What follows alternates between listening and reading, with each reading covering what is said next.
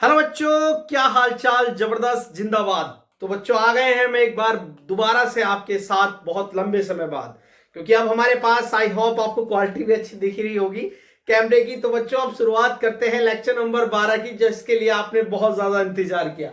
आप टॉपिक देख सकते हैं वैद्युत द्विध्रुव आघूर्ण की निरक्षीय स्थिति। लेक्चर नंबर 12 होने वाला है मेरे प्यारे बच्चों। चलिए इस लेक्चर की शुरुआत करते हैं, बिल्कुल टाइम वेस्ट ना करते हुए। चलिए बच्चों, सबसे पहले लिखा हुआ है, देख रहे हैं आप यहाँ पर, वैद्युत द्विध्रुव आघूर्ण। तो सबसे पहले हम एक वैद्युत द्विध्रुव आघूर्ण बनाएंगे यहाँ प्यारा सा। प्यारे बच्चों, जैसे आपको मैंने पहली वीडियो में बताया हुआ है कि वैद्युत द्विध्रुव आघूर्ण कैसे बनता है। मेरे प्यारे बच्चों, वैद्युत द्विध्रुव आघूर्ण बनाने के लिए एक तरफ प्लस और एक तरफ माइनस का आवेश हम लेते हैं, मध्य बिंदु मानते हैं O। और मेरे प्यारे बच्चों, द्विध्रुव आघूर्ण के बीच की जो लंबाई होती है वो होती है 12। ये 12 क्यों लेते हैं इसका भी कभी मैंने आपको इससे पहली वीडियो में पूरा डिटेल समझाया हुआ है। अगर आप देखना चाहते हैं तो इससे लेक्चर नंबर 11 आप देखिएगा। यहां से मैं इसको तोड़ देता हूं मेरे बच्चों। यहां की लंबाई हो जाएगी L और यहां की लंबाई हो जाएगी मेरे प्यारे बच्चों L। मेरे प्यारे बच्चों, यहां से हम निरक्षीय स्थिति में निकाल रहे हैं। तो बच्चों, निरक्षीय स्थिति का मतलब होता है ऐसे ऊपर लंबवत।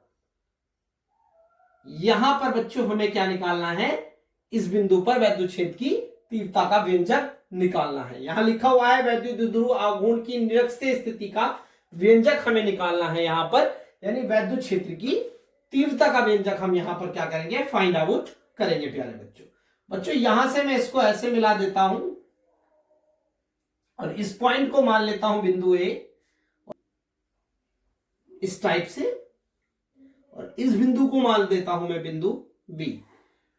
प्यारे बच्चों, जैसे आप यहां पर देख रहे हैं कि मध्य बिंदु O से ये जो बिंदु P की दूरी है ये R है।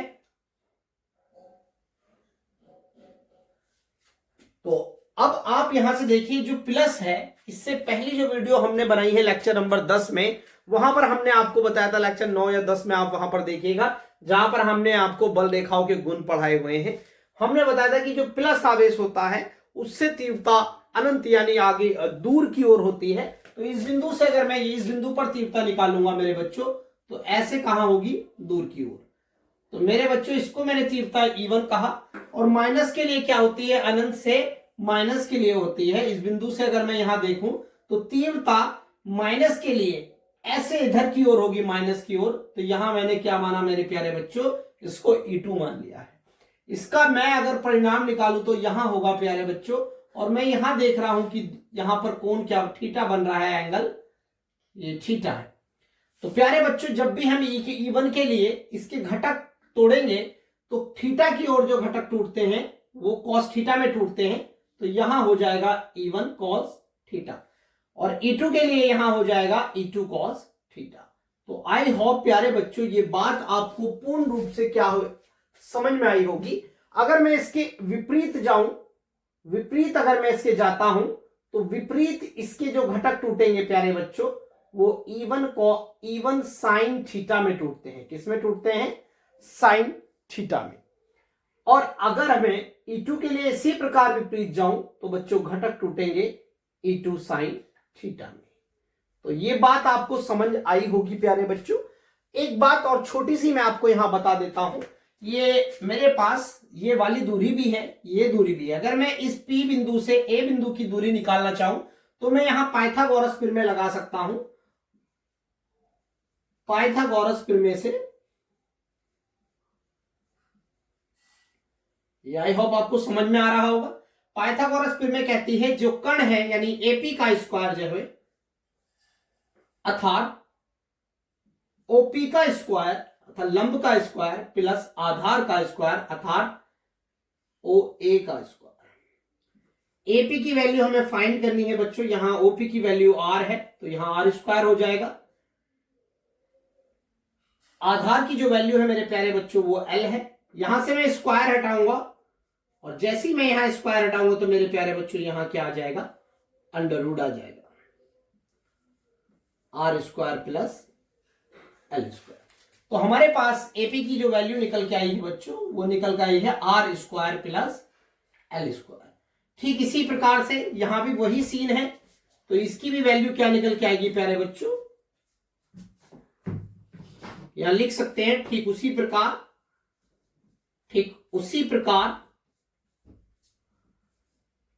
एक चीज बच्चों आपकी समझ में आनी चाहिए मेरे प्यारे बच्चों, कोई जल्दी नहीं है, आप एक चीज राइट डाउन करते चले। यानी बीपी की अगर वैल्यू मैं निकालूंगा प्यारे बच्चों तो बी की भी वैल्यू सेम वही आएगी, बीपी की वैल्यू भी सेम वही आएगी। तो चलते हैं अब इसकी अगर आप रचना लिखना चाहते हैं पूरी चित्र की, जो आपने चित्र में किया है वो आपको लिखना है कि माना हमारे पास एक द्विध्रुव आघूर्ण है। मैं बोल देता हूं कि माना हमारे पास एक द्विध्रुव आघूर्ण है, आप लिखते चलिए मेरे साथ साथ। माना हमारे पास एक द्विध्रुव आघूर्ण है जो समान परंतु विपरीत आवेशों से मिलकर बना है, जो समान परंतु विपरीत आवेशों से मिलकर बना है, जिसके बीच की दूरी 12 है, जिसके बीच की दूरी 12 है। मध्य बिंदु बच्चों O है, मध्य बिंदु O से निरक्षीय स्थिति में r दूरी पर एक बिंदु P है, जिस पर हमें वैद्युत क्षेत्र की तीव्रता का व्यंजक ज्ञात करना है। यहां मैं लिख देता हूं पूरा।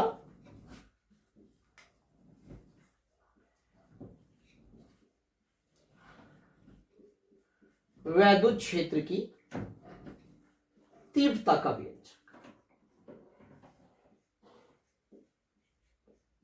अब कुछ बच्चे रिलेट कर पाएंगे, तो प्यारे बच्चों चलिए इसको सॉल्व करते हैं हम। आई होप इतनी बात आपको समझ में आई होगी। मैं एक बार पीछे देख लेता हूं कि जो मैं लिख पा रहा हूं वो सही आ रहा है या नहीं। तो इसी प्रकार आप वीडियो में बने रहें, काफी अच्छा आ रहा है, कोई प्रॉब्लम नहीं है। तो चलिए बच्चों सबसे पहले देखिए, आपने एक एकांक बिंदु पर वैद्युत क्षेत्र की तीव्रता का सूत्र देखा होगा, E बराबर 1/4πε0 Q/r²। ये फार्मूला हमने आपको सिद्ध करवाया था बच्चों, जब मैंने अक्षीय स्थिति पढ़ाई थी उस समय मैंने आपको ये फार्मूला सिद्ध कराया था। मैंने बताया था इसी फार्मूले की वजह से, सहायता से ये दोनों अक्षीय और निरक्षीय के जो दोनों फार्मूले होते हैं वो हम प्रूव कर सकते हैं बहुत इजी तरीके से। तो चलिए बच्चों अब इसकी हम शुरुआत करते हैं। सबसे पहले हम तीव्रता प्लस क्यू के लिए निकालेंगे, और मैं यहां लिखूंगा प्लस क्यू आवेश, प्लस क्यू आवेश के कारण, प्लस क्यू आवेश के कारण, प्लस क्यू आवेश के कारण वैद्युत क्षेत्र की तीव्रता, प्लस क्यू आवेश के कारण वैद्युत क्षेत्र की तीव्रता बच्चों कितनी है, E1 है। तो E1 बराबर उसी सूत्र से करेंगे यहां 1/4πε0, और बच्चों हम यहां K भी लगाएंगे क्योंकि ये पूरा जो सिस्टम है एक पैरावैद्युतांक में रखा हुआ है, अपॉन Q। और बीच की जो दूरी है यहां से यहां तक की वो कितनी है बच्चों, R² प्लस L²। और इसका भी हम क्या करेंगे यहां स्क्वायर, इस स्क्वायर से अंडर रूट खत्म हो जाएगा। तो E1 की जो वैल्यू निकल के आएगी वो 1/4πε0 K into R² plus R² plus L²। ऐसे ही मैंने यहां माइनस के लिए लिया। माइनस आवेश के कारण बच्चों, आई होप आपको बहुत अच्छे से समझ में आ रही होंगी बातें, मैं बहुत धीरे से मैं आपको बता रहा हूं, इसमें कोई हम जल्दी वाली बात नहीं कर रहे हैं। माइनस क्यू आवेश के कारण वैद्युत क्षेत्र की तीव्रता,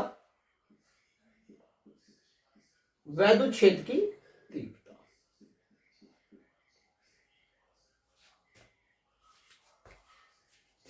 तो बच्चों ये हो जाएगी E2। माइनस के लिए कितनी है, माइनस की ओर अनंत से किधर होती है, माइनस की ओर होती है, तो यहां कितनी है E2।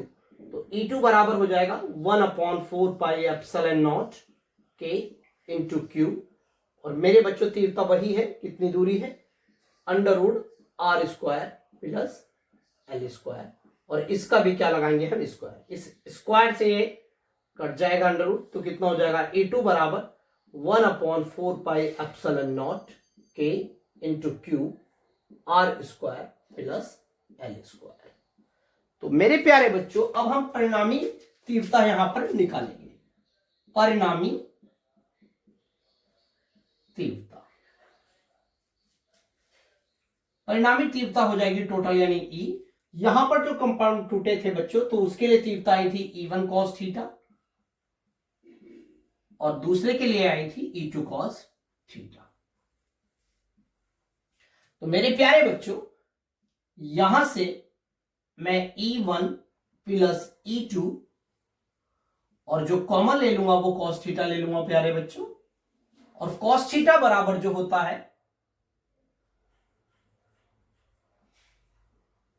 cos थीटा बराबर होता है आधार बटे कण, यानी आधार हमारा कितना है L और कण कितना है मेरे प्यारे बच्चों √r² प्लस L²। यहां मेरे प्यारे बच्चों हम E1 की वैल्यू रखेंगे, जो कि E1 की वैल्यू आपके समक्ष रखी हुई है। ठीक है, यहां पर मैं इसको पूरा बंद कर देता हूं ऐसे। ये E1 की वैल्यू है, इक्वेशन 1 कह सकता हूं इसको, और ये E2 की वैल्यू है मेरे प्यारे बच्चों, इसको इक्वेशन 2 कह सकता हूं। बहुत एक चीज बहुत आराम से मैं आपको बता रहा हूं। E1 की वैल्यू यहां रखेंगे हम 1/4 पाई एप्सिलॉन नॉट के into Q upon r² plus L²। ठीक उसी प्रकार प्लस लगाएंगे जैसे यहां पर है, ऐसे ही E2 की वैल्यू रखेंगे। यहां पर E2 की वैल्यू हो जाएगी 1/4 पाई एप्सिलॉन नॉट के इंटू r² प्लस L²। उसके बाद बच्चों cos थीटा है, cos थीटा की वैल्यू हमारे पास रखी हुई है √r² प्लस L²। अब मेरी बच्चे एक बात सुनिएगा, आप जब भी कभी दो वैल्यू ऐसे होती हैं x गुणा x, तो इसका आंसर आता है x की पावर 2, क्योंकि गुना में पावर्स दो होती हैं वो ऐड हो जाती हैं बच्चों। दूसरी बात, अगर यहीं प्लस का साइन होता बच्चों ऐसे, तो ये वैल्यू हो जाती है इसकी 2x। आई होप आपको समझ में आया होगा मेरे प्यारे बच्चों, क्योंकि बहुत इजी तरीके से मैंने आपको यहां समझाया है। ऐसे ये वैल्यू आप देख रहे होंगे और ये वैल्यू दोनों x ही है, तो मैं यहां लिख सकता हूं 1/4 पाई एप्सिलॉन नॉट। मैंने एक वैल्यू लिख ली है 2 लगाकर, जैसे मैंने यहां दो वैल्यू एक जैसी थी तो 2 लिखा, और उसके बाद इन दोनों में से एक वैल्यू यहां रख ली है। ऐसी मैंने ये दोनों वैल्यू एक जैसी हैं तो इनके आगे 2 लिखा और इनमें से एक वैल्यू यहां लिख ली है। बहुत ईजी तरीके से मैं आपको ये बता रहा हूं। ठीक है, जो बायोलॉजी के बच्चे हैं उनको भी आसानी से समझ में आ जाएगा। उसके बाद जो cos थीटा की वैल्यू है उसको मैंने ठीक इसी प्रकार से यहां पर लिख लिया। बच्चों अब आप देख रहे होंगे ऊपर लिखा है, चलिए मैं आपको करके दिखा देता हूं, कोई दिक्कत वाली बात नहीं है। अगर आप डायरेक्ट नहीं समझ पाएंगे तो यहां Q है, इधर 2 और L। क्या मैं इसको ऐसे नहीं लिख सकता हूं Q2L? अगर आगे पीछे L2Q, बात तब भी वही है, या Q2QL तब भी बात वही है। मैंने एक फॉर्मेट में लिख दिया है जिससे आप आसानी से समझ जाएं। r² प्लस, अब देखिए इसके ऊपर वैल्यू के ऊपर स्क्वायर है तो यहां से अंडर रूट है, तो अंडर रूट को हटाकर मैंने यहां पर कितना लिख दिया है बच्चों 1/2 लिख दिया है। बच्चों जैसे हम जानते हैं कि जो ये Q2L है इसको हम बोलते हैं P, और इसी को हम बोलते हैं वैद्युत द्विध्रुव आघूर्ण, वैद्युत द्विध्रुव आघूर्ण।